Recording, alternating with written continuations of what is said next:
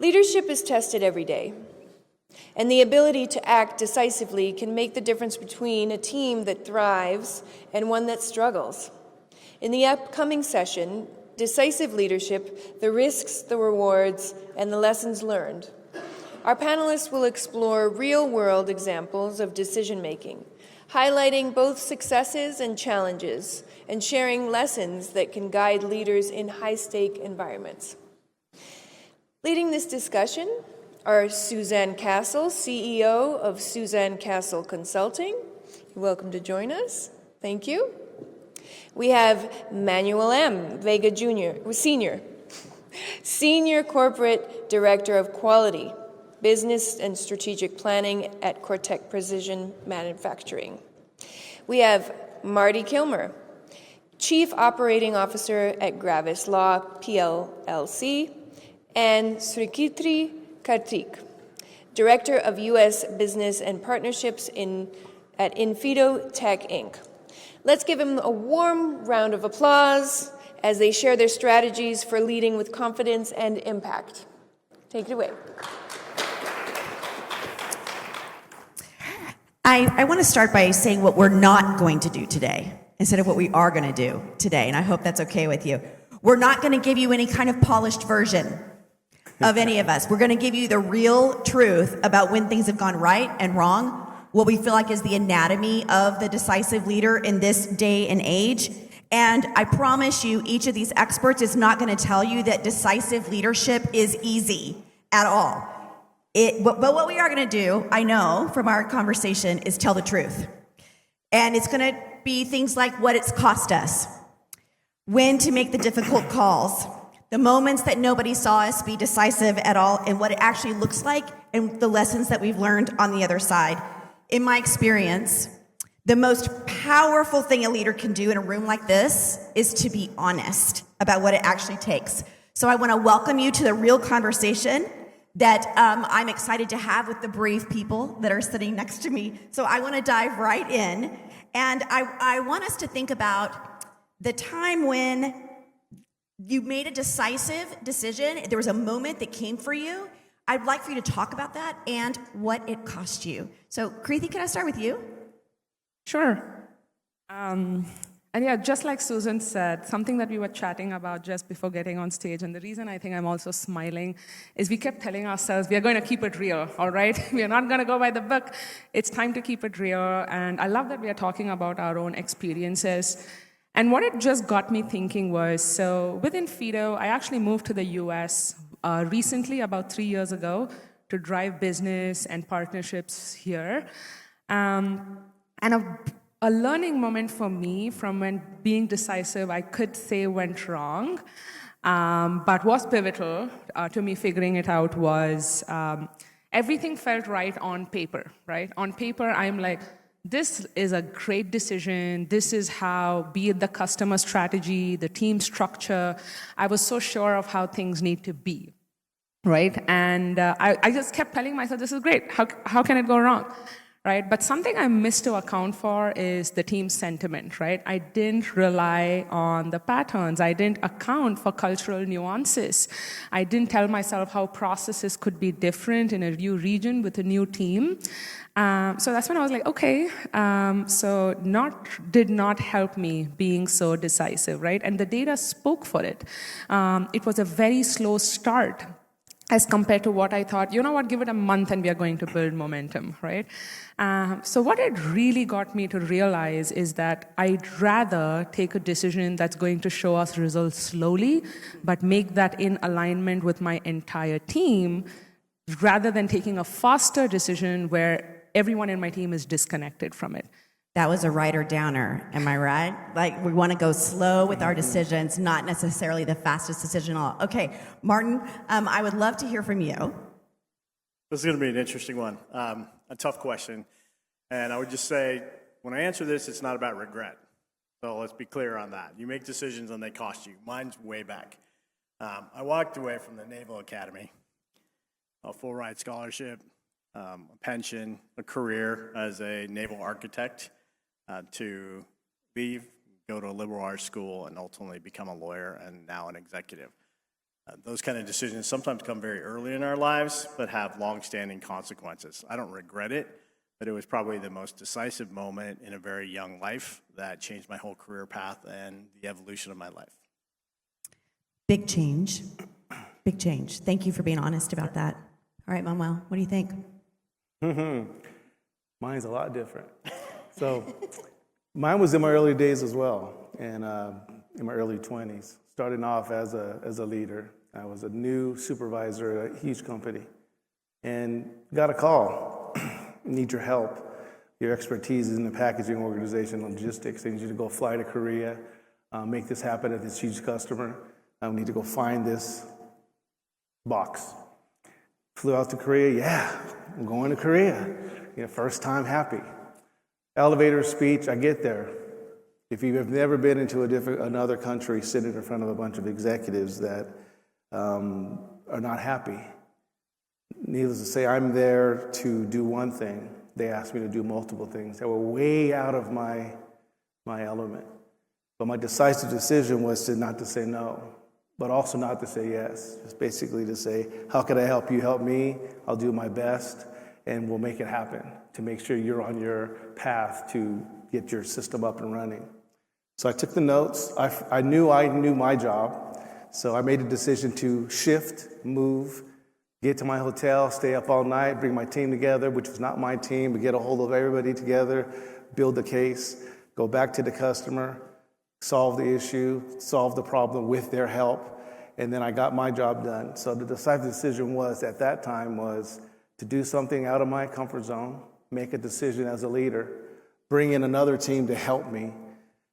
Until this day, that company is probably one of the largest billion-dollar companies for this company that I'm no longer with.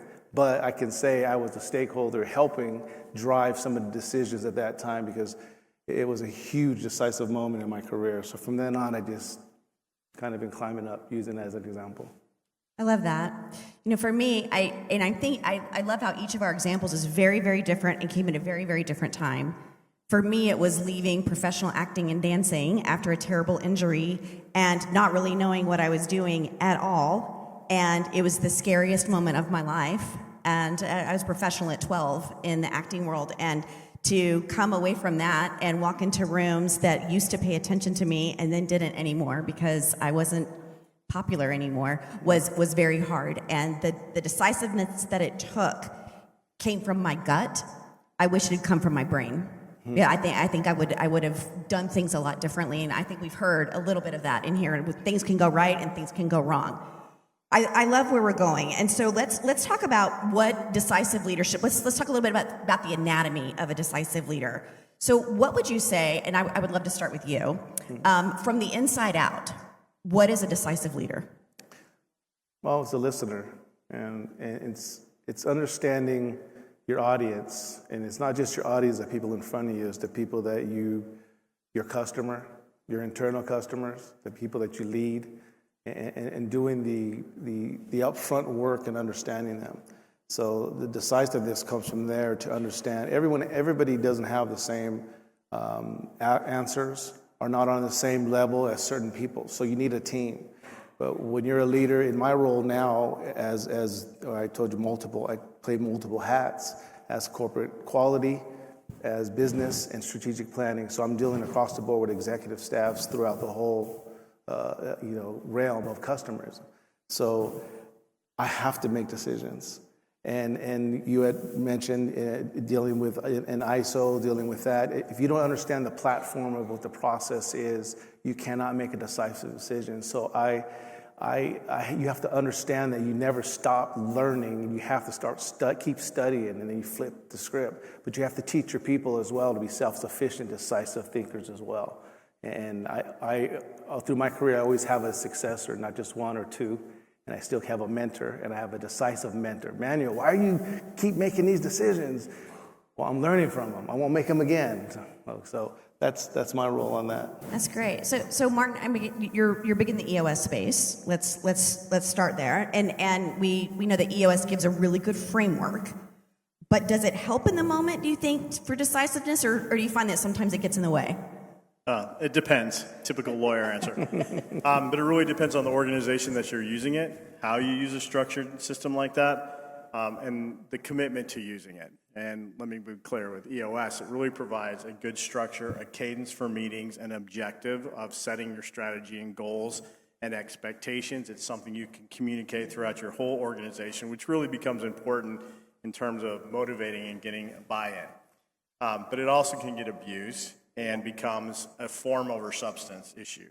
If you get stuck in, rely on the, let's identify an issue, let's discuss it, and come to a solution within that framework, it does create great guidance.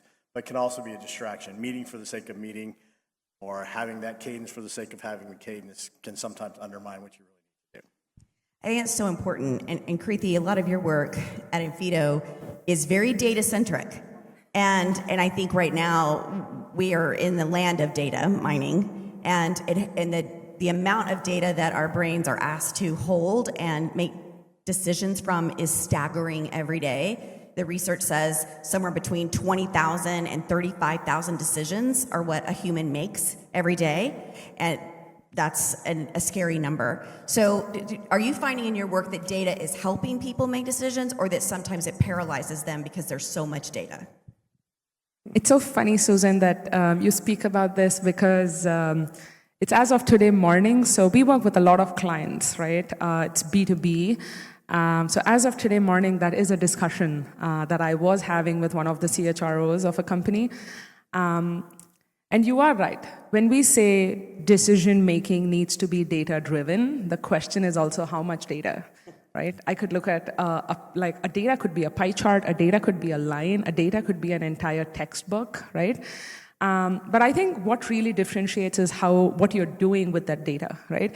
You could just have a handful of data, but as long as you're able to pick up patterns from it and there's no ambiguity, you're good. You know that your decision making is now data backed, right?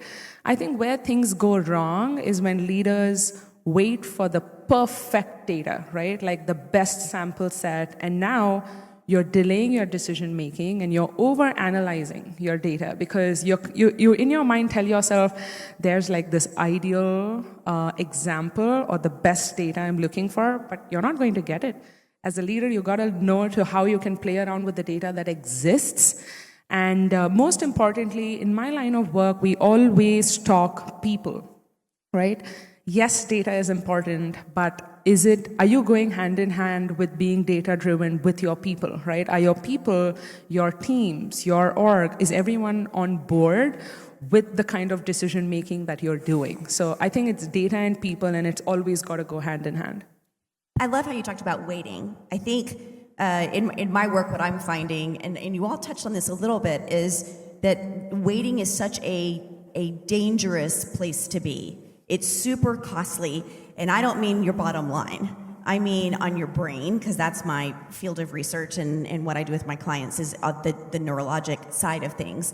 But when you're waiting, the amount of open loops in your brain, that it is scary. And so most leaders, I think in today's age, because information is right at our fingertips, are thinking, well, if I wait, I can just get more information.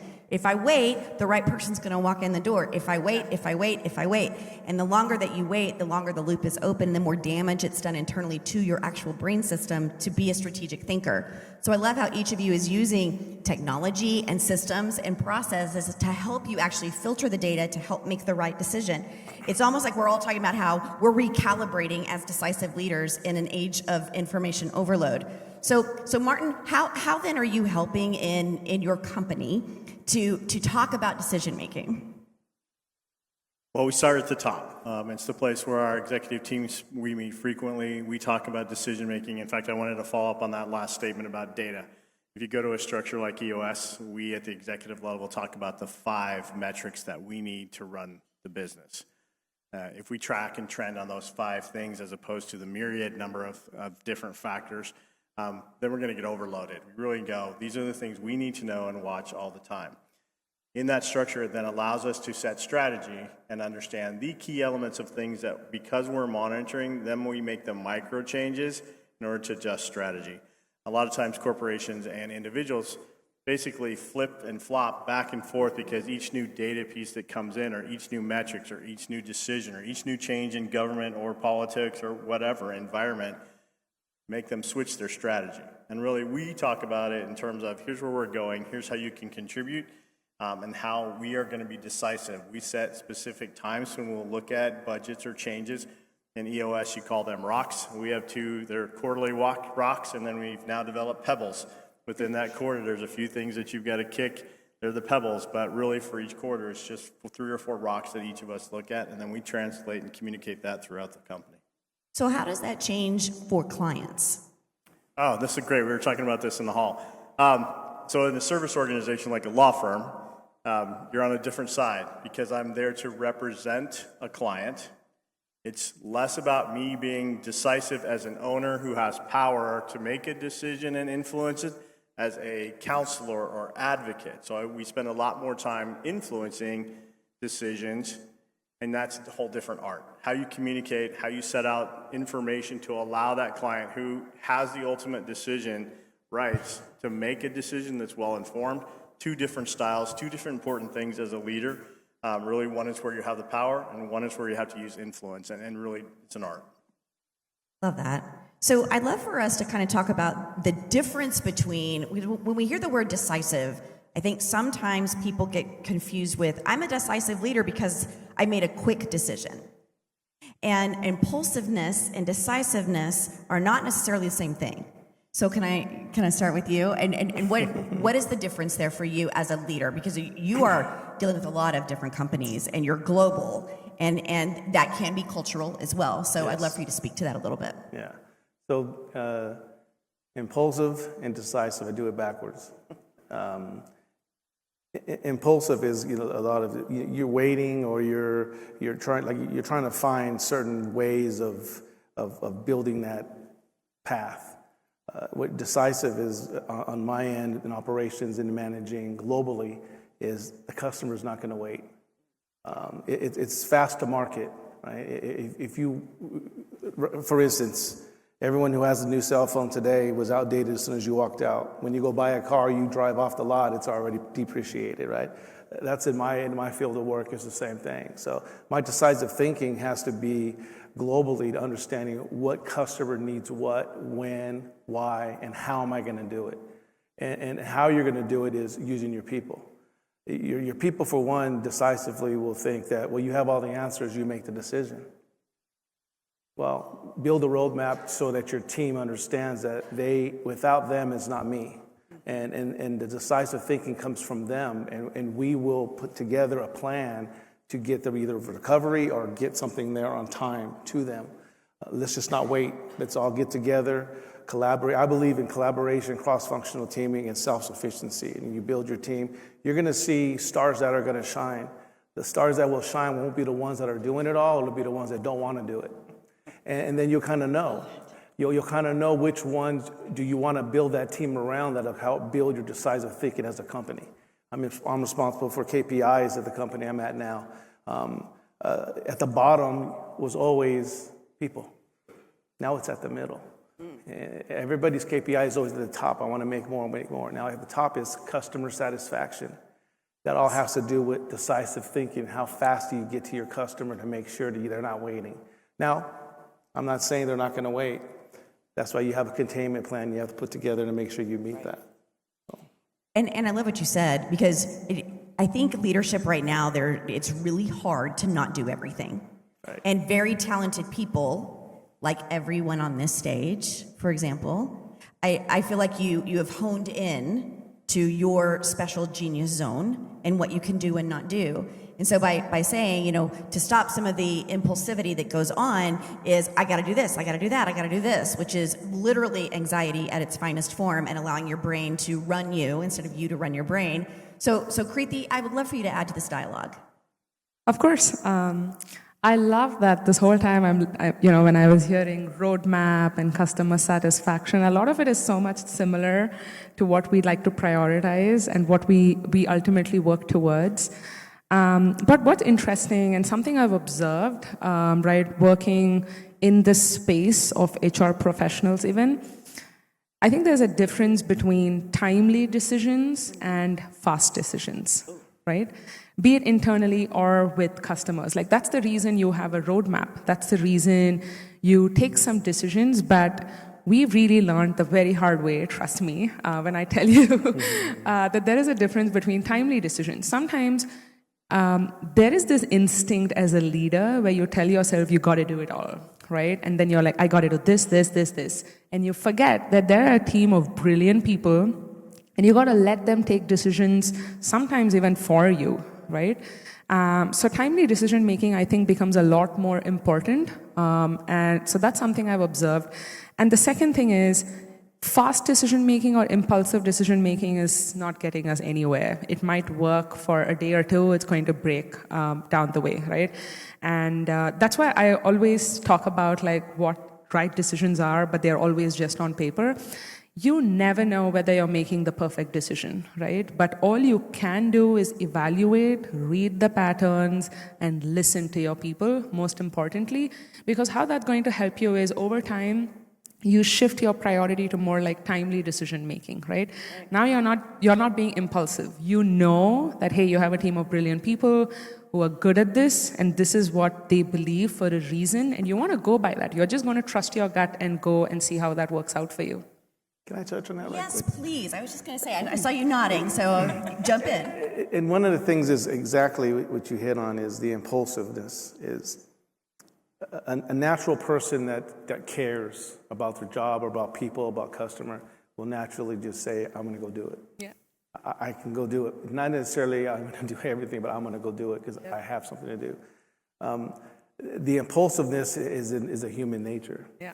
What's not a human nature is failure. Yeah. You know, and that's where when you build your team, you figure, hey, I'm not always going to be it. So we got to, in the world of what we're in now, if you become and stay impulsive, it becomes their culture. They're going to wait for you to make that decision. Right. Oh, yeah. So that's why I drive self-sufficiency.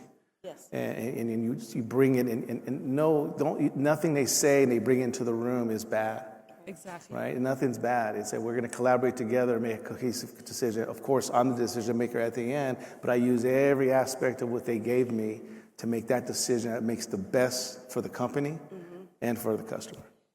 So Martin, we've kind of gone into the anatomy of a decisive leader to really be about empowerment and pacing. So you wear a lot of hats. Yep. And how are you pacing as a decisive leader?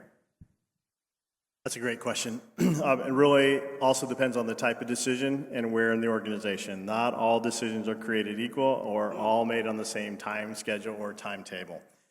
I will give you an example right now, which is really, really relevant for us in the legal field. And if you watch the news or read any business journals, you'll know that the transition in legal tech right now is a hot topic.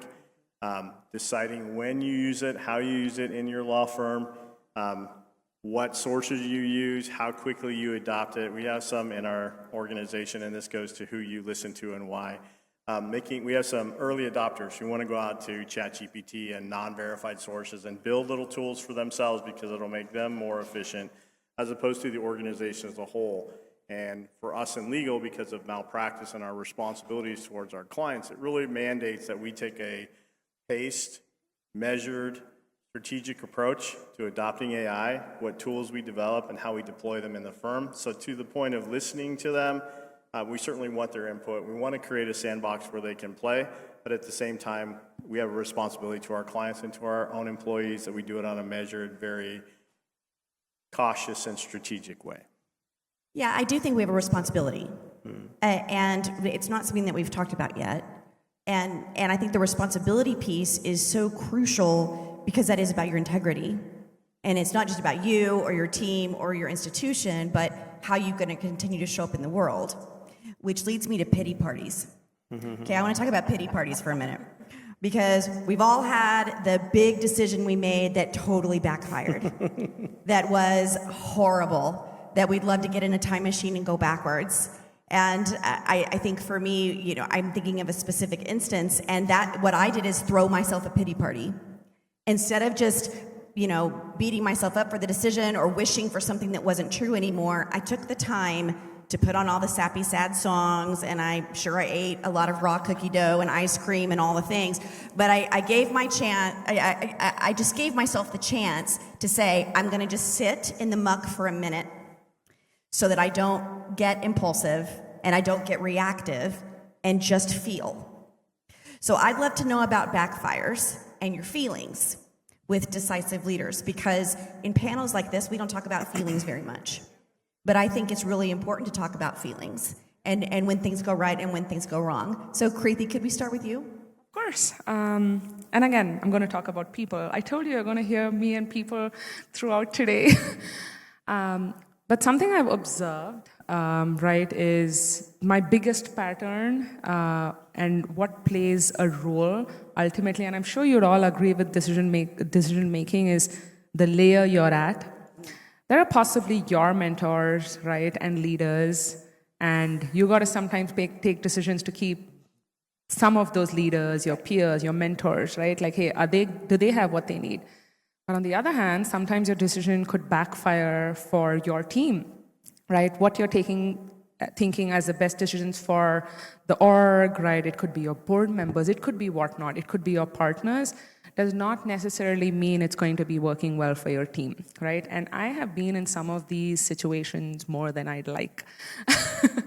But again, like I say, you always learn the hard way, right? And we just spoke about that. We just spoke about how there's no such thing as a failure in the room with your team, right? The more you welcome them, they learn to embrace failures as well, right? Like we actually do this fun thing.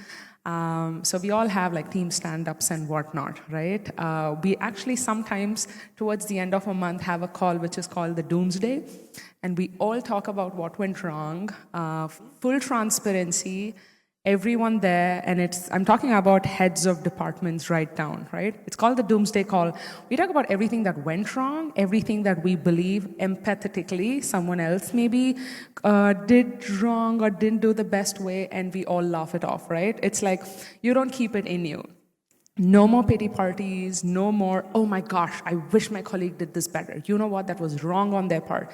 They took a wrong decision. So we saw that really build that team morale, because everyone's coming to the doomsday, because it is a doomsday. You know what? And the doomsday, let's put an end to the doomsday is what we call it. So that's how it has really worked. So yes, now we are able to embrace that some decisions at any level will backfire, some things will fail, and it's okay. They're just going to be stepping stones for you to get to where you got to get. How about you, Martin? I have two, actually. My wife and I have this joke at our house. She says to me all the time, "This is happening to you again because you didn't learn the lesson." And it's so very true. So on the personal side, it's about being a lawyer and a leader and getting away from the mentality of saying to yourself, "I told you so," or "I knew beforehand," which means you failed in the sense of you succumbed to some pressures outside to allow a decision that you knew was wrong, get to a place where you said, "I told you so," as opposed to laying out the facts, getting in front of it. When you talk about throwing yourself a pity party, if you knew that was the case and you stated your case about why that decision shouldn't be made, well then you still maintain your integrity. You don't have to throw yourself a pity party. You have to say, "I did everything I could to make the right decision here, and I provided the facts, and I didn't succumb, I lost, or I agreed to something, but I made my case." So that one happens all the time, and I'm however many years into relearning. The second one really is we just rolled out a company-wide training program, and we call them postmortems. We rushed to get it done before the end of the quarter. We could have used a whole nother cycle, a quarter, to get it done, but we didn't. So we had a postmortem, and we talked to all the people that were in the room. Everyone scored their own performance, and we scored it as a team.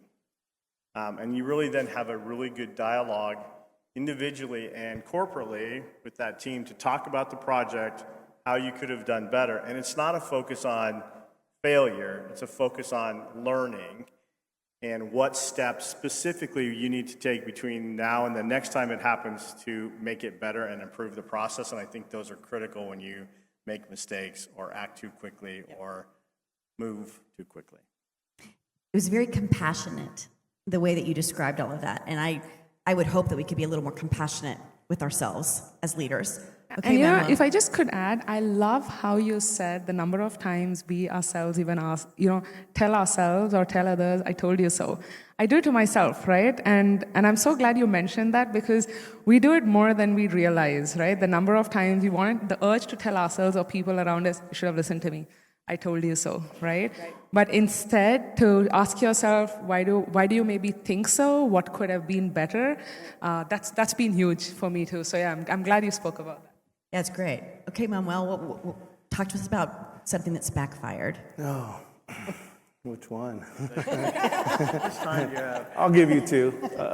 One, again, you say you learned it more early. I wish I can say I learned it more early. I was in my 40s.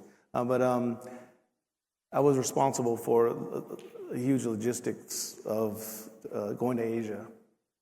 Long story. We already had the plan laid out. Customer was set. We're ready to go. It was a huge, huge launch for this system, opening up a new fab in this region. And I decided to use a different courier, thinking that this courier would get it there faster. I bought into the used car salesman kind of thing. So, needless to say, I concisely made a decision to ship it the way where it was. It got there a week later. They missed their launch. And you want a pity party in a hotel room by yourself? I'm not going to call my wife. I'm not going to do that. But I was more focused on I should have listened to my people. I should have listened to the customer. And immediately, I just wrote down the reasons to the customer why it happened. And it was my decision, and I take the responsibility. I take the accountability, and it was solely my decision to do that. And whatever I could do to help. And believe me, they took that on. And so I helped them, we helped them as a team. But that was my pity party moment that I really felt so bad that I did not listen to my team. And I took a different thought process because I felt mine's overrid that. I learned that very quick. The second one really quick, and we were talking about this in here, is come from Northern California. So born in Oakland, California, Bay Area, Raider fan. They're in Vegas here, but I'm an Oakland Raider fan. But you're around making decisions a lot, right? So your cultural thought process, your Westernism, your antics, the way you speak, certain things are different. But when you're in Malaysia, which I had to fly to Malaysia, Johor, to set up, and I had a whole team, and you use certain metaphors, like earlier someone said a chicken with the head cut off, or why are you running around like a monkey, or I used the running around like a monkey. You guys, we have to get it together, we have to make sure we launch. And you look at the people's face, and the people that I respected so well, as we worked so hard, were like, and I couldn't understand why. The one person that was so quiet, and I won't mention her name, but she was so quiet, but such a really good leader, came to me after and said, that is basically a disrespectful to say that I'm a monkey, because monkeys run around, monkeys, they don't know what they're doing. We know what we're doing. I felt so bad. Another pity party. I'm in Asia. So came back, I can't go buy donuts. I can't go do all these things to help them. So I had to get on stage. I had to go tell everybody I totally apologize.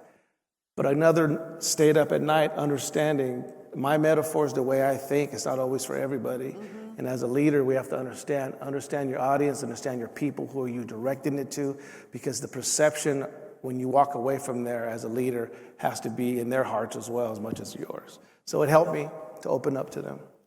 Such powerful stories. And, it strikes me that I don't think anyone hands you authority. And especially in decisive leaders, you take it or you don't. I mean, you show up in the room or you don't. And I love the stories of when things haven't felt just right, and thank you for being very truthful. So let's talk about building trust as a decisive leader. So I'm curious, I would love to know, when you're dealing with high-performing leaders and you've got teams, how much are you letting people know how you decide versus the system deciding? Because those are very different things. I think there are times when a framework just doesn't work and you know it, but you're in a policy and it says you follow these steps. That's when you have to really be a decisive leader. So Martin, I'd love to start with you. Okay, this is also another tough one. I would say this, as a leader, you have to be able to support the decisions that need to be made. You have to act with integrity. You have to check your own motivation. You have to check yourself and understand why you're making that. As a decisive leader, as you mentioned, no one hands it to you. I think there's a couple things that are really, really important. First, and there's an old adage, like, I'll do any job. I'll clean the bathroom. I'll come in on Saturdays. I'll put in the extra work. I think first of all and foremost, it's leading by example. Because then you get the credibility to have a dialogue with people, to talk about how you're making your decisions and why.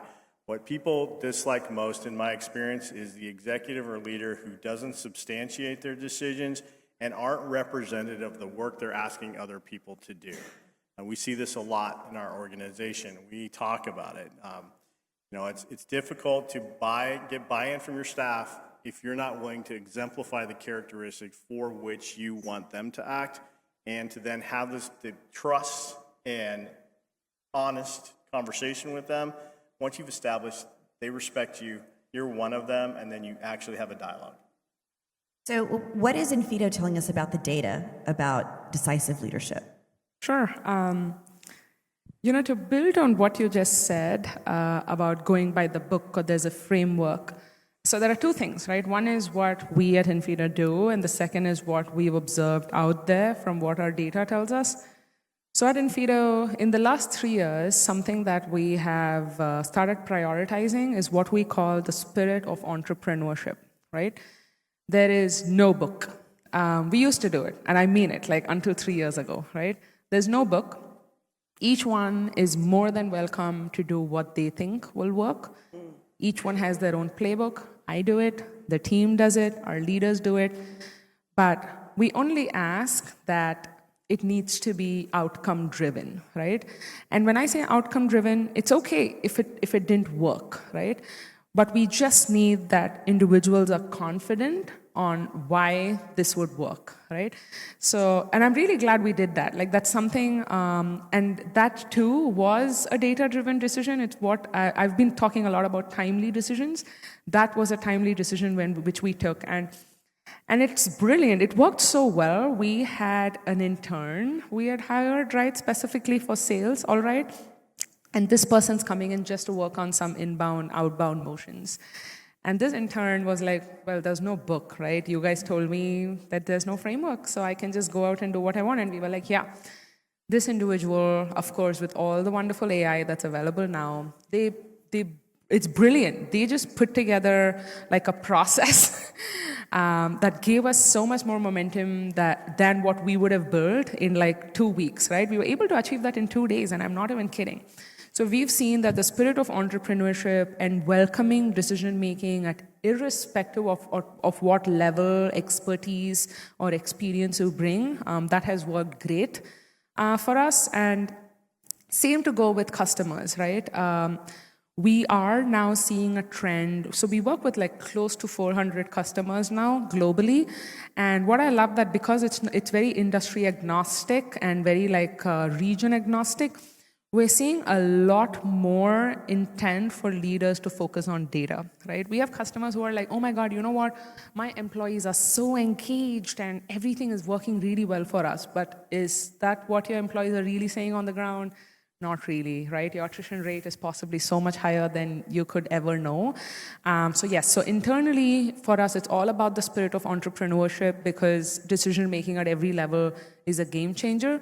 But externally, we are just seeing it, it's kind of shifting a lot more to being data-driven right now. And so yeah, that's what I'm observing out there. So talk to me about how leaders compound then in your organization. You deal with a lot of teams and you are everywhere, it seems, and the cultures are different, which you've noted. So how are you using decisive leadership to grow and compound leadership within those organizations? So at the current company that I'm at now, Cortec Precision Manufacturing, sheet metal. So what we do is we custom fabricate sheet metal, framing, cold rolled steel, for semiconductor, pharmaceutical, across the board. So I deal globally. So within that organization, we had to build the culture of decisive leadership, not just in those that have the title, but in those that are putting the label on the bag that goes to the customer. That's the last person that sees that component. So if that label's incorrect, that person needs to understand you can make a decision if the machine is not working correctly. Before, again, it's a waiting. So we didn't put that, So what I did myself when I first started I'd walk the floor. No, I'm not a welder. Nor am I a machinist, nor am I a lot of what they do. So I call them all professors, experts in their field. No matter what they are and what they do, they are experts in their field. Teach me. So I showed them. And whether or not, like you were saying, you clean bathrooms, it's funny. I'll help push the cart for the person who's going to clean the restroom. I'll help push the material. On that end is when you start building leadership and decisive thinkers around your whole entire company, pretty soon when you do collaborate, you guys will all think on the same path. And you will not be afraid, and they will not be afraid to come to you with their ideas. So it makes it easier for us as leaders to say, I like that, but from my experience level, let's try this. But now you're hearing it from their experience level because they've done it. So now your decisiveness now has to be in a more executive way. How am I going to communicate this in a case to the customer to ensure to them that maybe their print wasn't up to par, but we want to do it this way. So we're there. We're in phase 4. Took 3 years, really fast. I've been at my other company. It took 6 years. This took 3 years. So we have a lot of decisive thinkers and professors within Cortec Precision. From the top down of their subject matter experts that I think now when I walk around getting the trust from them that, hey, I'm here to help you. I'm not here just to tell you what to do. I love how you frame that as professors. And it seems to me like you're building a culture of learners as well. And I would say in my work for high-performing leaders especially, I think explaining your process of decision-making, not outcomes, is really important because, if I say, okay, this is how Suzanne makes decisions, and when it's going well and when it's not, and someone says, oh, and I say to them, okay, so I use this information or this set of software, or I brought my weight of my experience to this, and then they say, oh, well, I didn't think about bringing the weight of my existence or what I brought from another organization, and now you've shown me that maybe next time I need to speak up. To be a decisive leader, I need to share my experience at a different level. And I think understanding that, it can be the key to really raising up a new generation of leaders inside the organizations. So I'd love to do a rapid fire real quick. And then if somebody's got some questions, we'll have just probably a few minutes for that. So what is one thing, if everybody's watching and listening right now, what is one thing that they could do differently by Monday?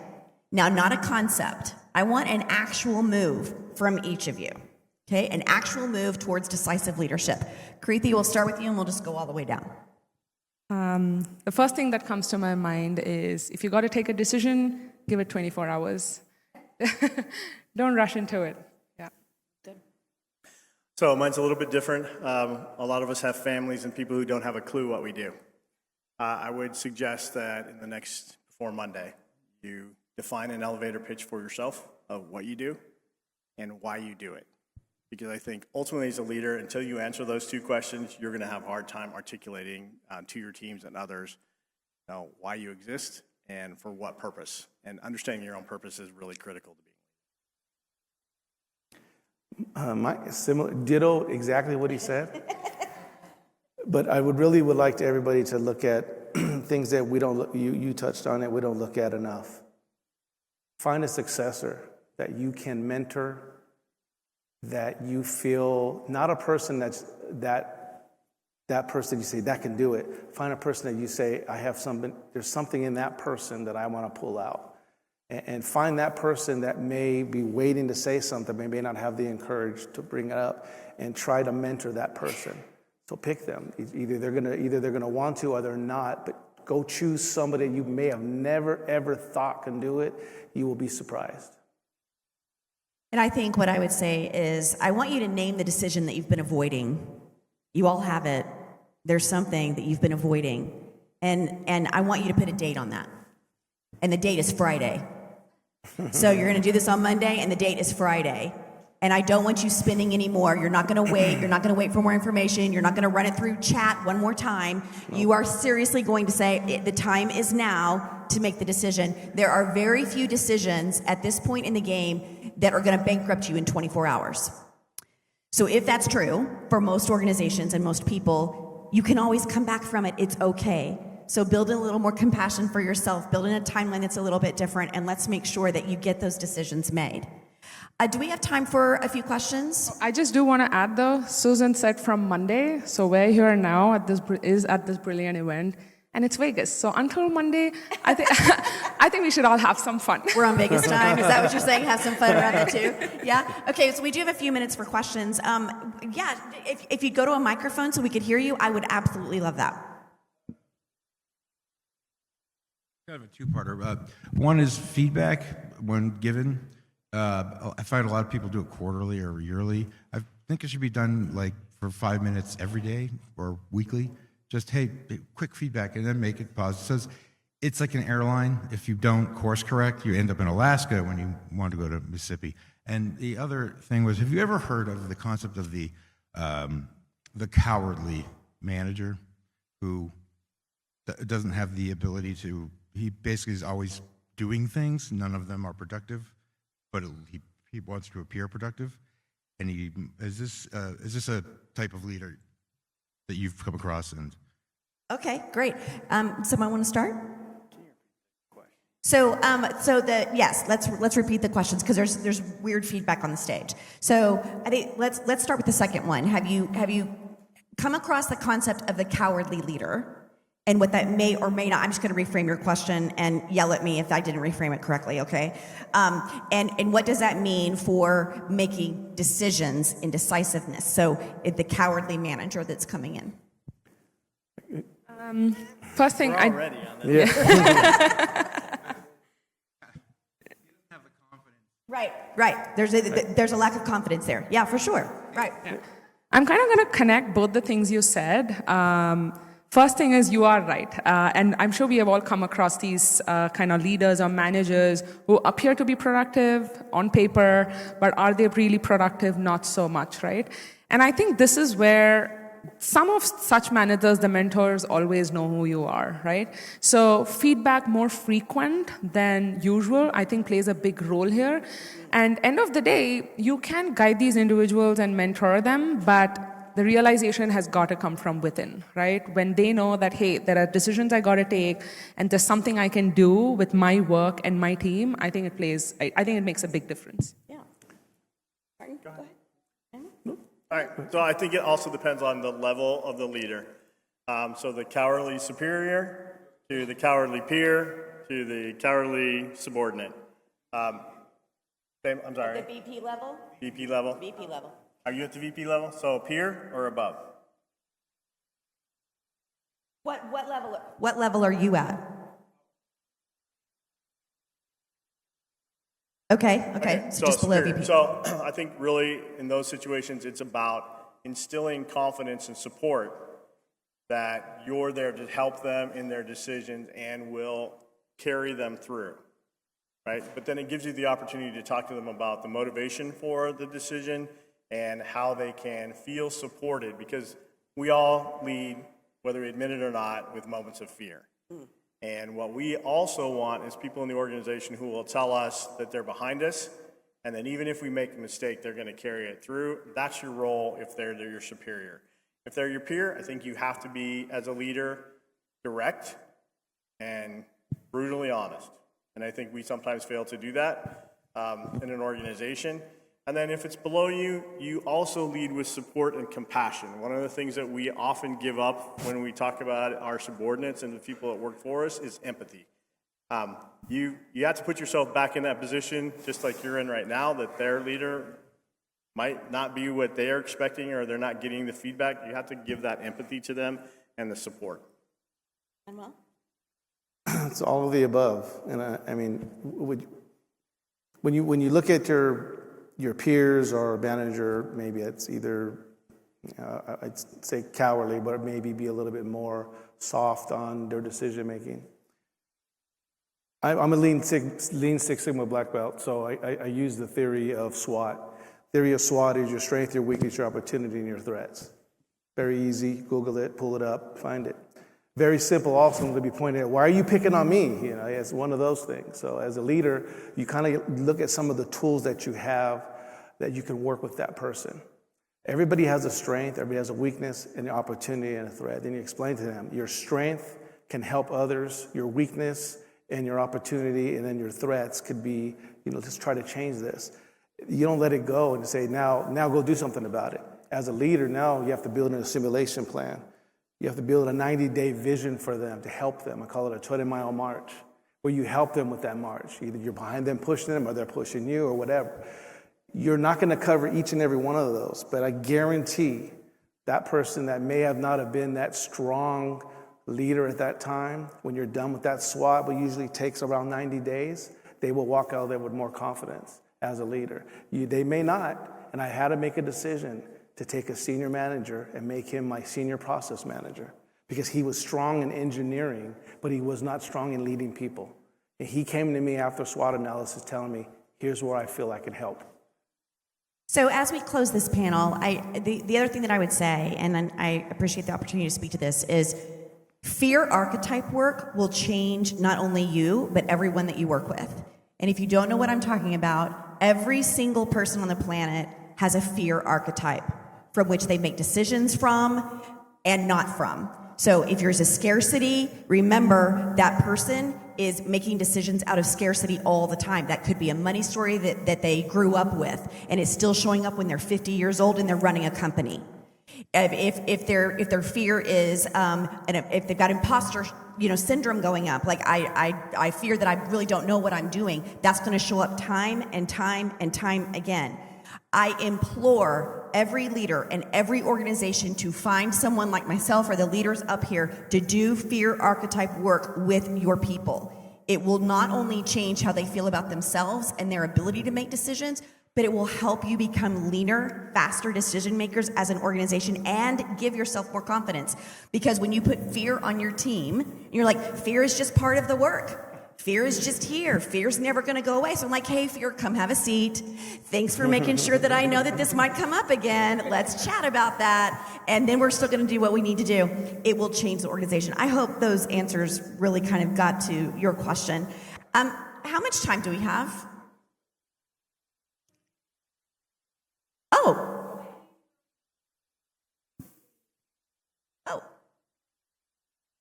Okay, great. So in our last 5 minutes, is there someone else who had a question? Okay, then I'm going to ask a question. I can always talk. Microphone. All right, so give the actress a microphone. So I would love to know if they're, for Generation Z coming in, and their social construct has been upended from their years in COVID and how schooling changed for them, and their social EQ is very, very low. How are you building up decisive leadership with Gen Z? Who wants to start? I gotta catch a plane. You gotta catch a plane, me too. I have, in the company I'm at now, I'll just give you an average year, 20 years. People have been employed in this company. And so their thought process is on paper.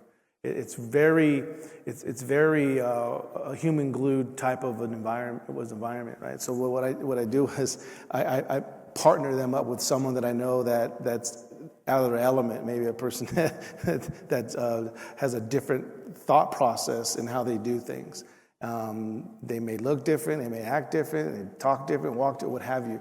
But I partner them up when we have our little sections on purpose. Because we all learn from each other. I have 4 children, they're not children, they're in their 30s. I have 3 grandchildren. And I learn from them till this day. Right. And if we don't open ourselves up for the new generation coming out, and I'm 57, and if I keep thinking how I used to do things back in the 80s and the 90s, I'm never going to open it up for those that are going to be for our future. And that's where I try to partner people up together, because there are future CEOs and everything of our whole, how we're going to be living in the future. I'm going to be honest. I could have a differing opinion. So at inFeedo, we are actually big on hiring from the younger generations. I know you are. And kid you not, I'm not too concerned about how decisive some of the upcoming generations are. I think they are way more decisive than a lot of us. The only thing is, I think the bigger concern there is they know what their boundaries are, but setting those boundaries and what works well for them and people around them, I think is a bigger concern. So they decisive. Oh yes, trust me, they are. Like, they have no fear, and I love that, right? Which is why we are like big on learning from them. Like you said, you learn from them all the time. But I think it's more around they can be decisive, but they just need some guidance on how to be decisive, setting the right boundaries and healthy boundaries. Mm-hmm. Martin, do you want to take this, or you want to go catch your plane? Yeah, real quickly, I think there's two components to that, and we see this a lot. Finding people within that demographic who represent the qualities that you want to emulate. You also need coaches and teachers and peers within that group, and I think you identify them. To your point, I think they're extremely decisive. The question is, do they understand the cost of their decisions? Exactly. I think sometimes it's easy to make a decision without understanding the consequences, and I think you give them scenarios and situations where making that rapid decision does have some consequences so that they learn. Right. I am honored to sit on this panel with you, and I just want to say thank you for each of your perspectives. I want to say thank you to each of you, and we all want more decisive leadership, I think, in the world. So thank you for giving us a light to the way. Thanks so much. Thanks, Susan. You're a great moderator. Very good, very good. Thank you, everybody.